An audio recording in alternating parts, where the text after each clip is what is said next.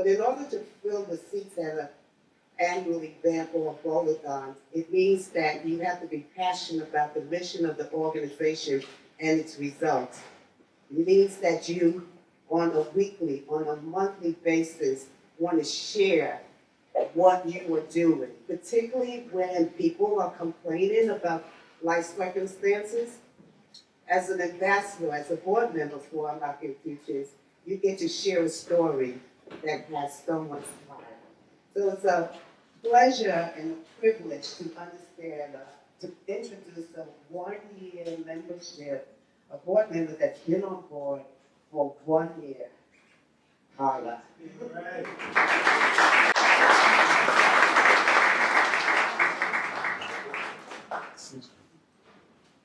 Thank you for that wonderful introduction, and it's wonderful also to be here with all of you tonight. I get the distinct honor and privilege to introduce our new honoree. And I could stand up here for about an hour and talk about this honoree, who's been not only a mentor to me for decades, but probably one of the #1 people in my life that has made an extraordinary difference to my future, and has had a future that was unrealized, fulfilled. So I really want to acknowledge our next honoree, which is Stanford Robbins, best known as Sandy Robbins. And I kept a few notes because if I didn't keep a few notes, I might be up here for a very long time. So Sandy Robbins has dedicated his life to expanding human possibility. As a founding member of Landmark Worldwide and as a senior consultant of Vanta Group, Sandy has designed and led transformational programs that have reached millions of people around the globe, from corporate boardrooms and classrooms to copper mines and correctional institutions, all with one consistent message, that every person has the capacity for greatness. Beyond his professional work, Sandy's humanitarian spirit shines through his leadership with the Mastery Foundation, empowering faith and community leaders to heal divisions and build bridges of peace and reconciliation. In the arts, Sandy's very multi-talented. Sandy has also aligned generations of performers as the founding, producing artistic director of the Resident Ensembles Players and the creator of the Professional Theater Training Program at the University of Delaware. Tonight, we honor a man whose life has awakened possibility in others, a teacher, director, mentor, and visionary whose impact continues to rip across communities and cultures worldwide. Like I said, it's my privilege to have Sandy come on up and begin with you.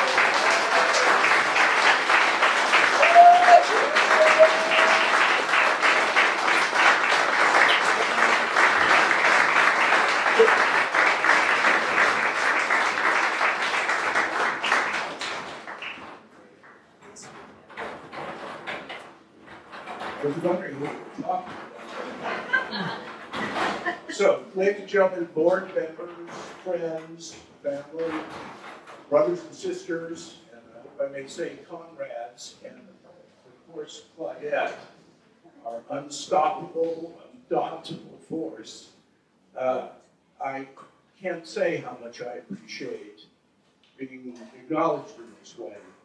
It's particularly poignant for me to be acknowledged by an organization that I have applauded, appreciated, and cheered for many, many years.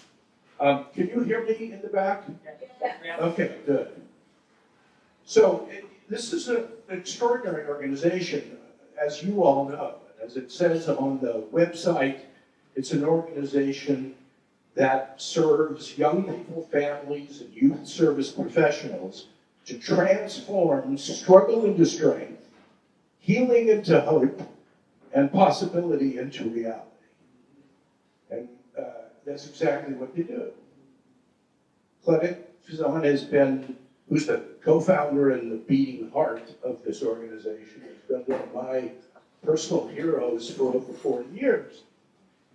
She personifies for me what it is to live as your stand, and to be a stand for what's possible in human beings, and on behalf of a world that works for everyone, with no one and nothing left out.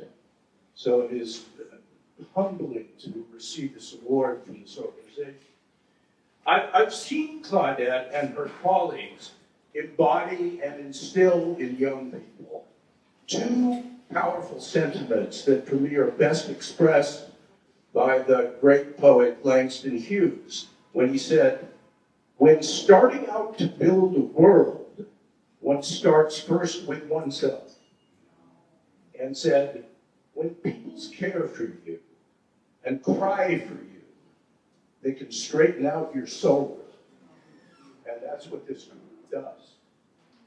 I'm receiving this honor for designing and leading and training people to lead various expressions of the work of my mentor, Werner Erhard. And Werner's original ideas have animated not only Unlocking Futures, but a wide variety of organizations all across the world, all of which are committed to generating a new possibility for what, for us human beings, it means to be a human being. The accurate name of this kind of work is transformation. But the problem is the word, which used to be distinctive and descriptive and mean something, has come to be nothing more than a kind of synonym for a big change. I knew that the term was ruined when I was driving on Riverside Drive and saw a billboard that said, announcing a transformation in deodorant. So I knew it was kind of over for transformation. But the fact is that transformation is something more than just a big change. And what Unlocking Futures has done now for all these years, yes, it creates a big change, but way more than that. It changes young people, families, parents, teachers, and educational organizations as a product of a deep, profound, personal shift in context, which alters who someone is for themselves, who other people are for them, what it is to live a life, and mainly what's possible in the future that the past and the present wouldn't have been possible.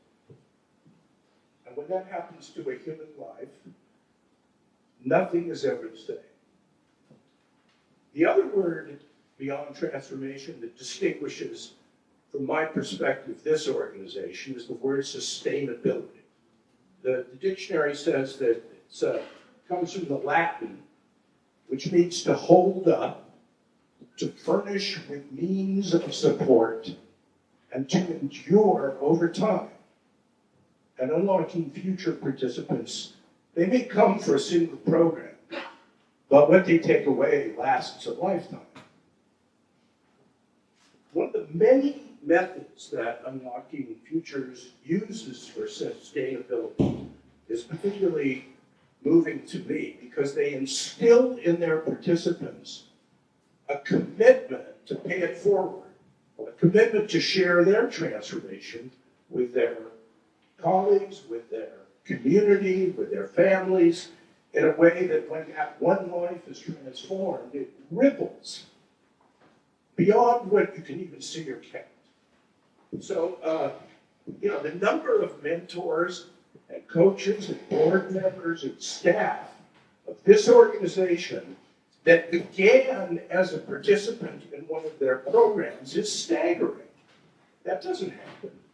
Very rarely do you find an organization of service where the people served become the leadership. And I think that's one of the remarkable testaments to what this organization has done. So,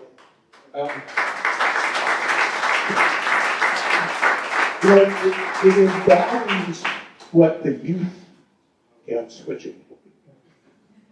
Won't improve the content. But it embodies this pay it forward mentality that Unlocking Futures has embodied so fully, to me expresses what the youth poet laureate Amanda Gorman was getting at when she said, while we have our eyes on the future, history has its eyes on us.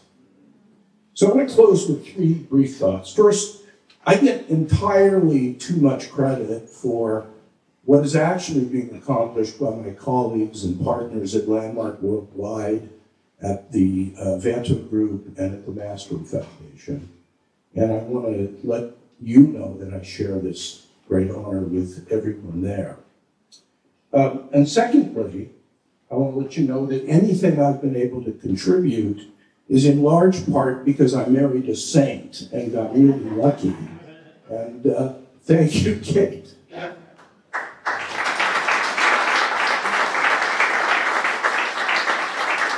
Last thing I want to say is that I don't think it takes a particularly acute sensibility to say that we are living in abnormal times.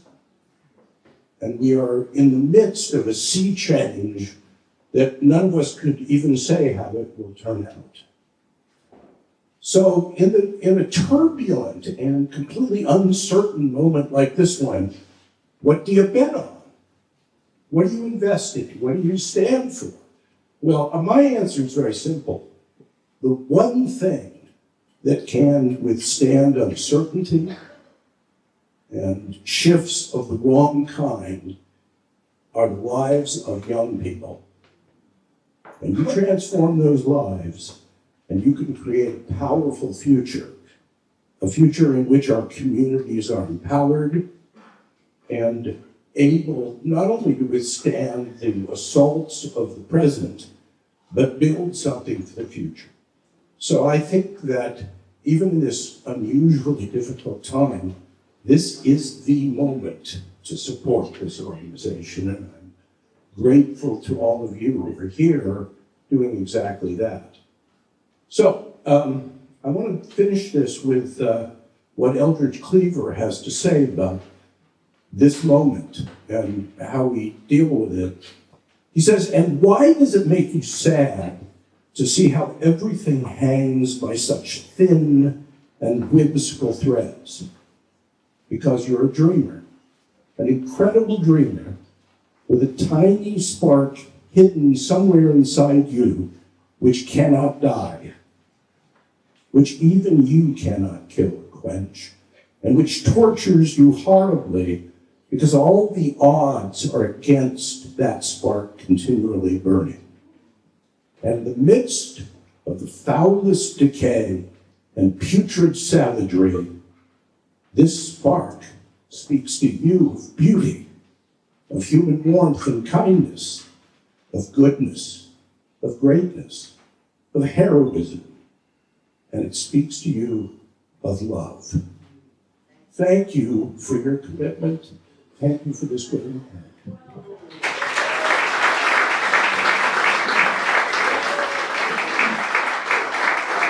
Sam, don't go anywhere. This is one of the most important parts here. So, Sandy, on behalf of Unlocking Futures, I am more than privileged and honored to award you with the Humanitarian Award for all that you provide. Thank you so much.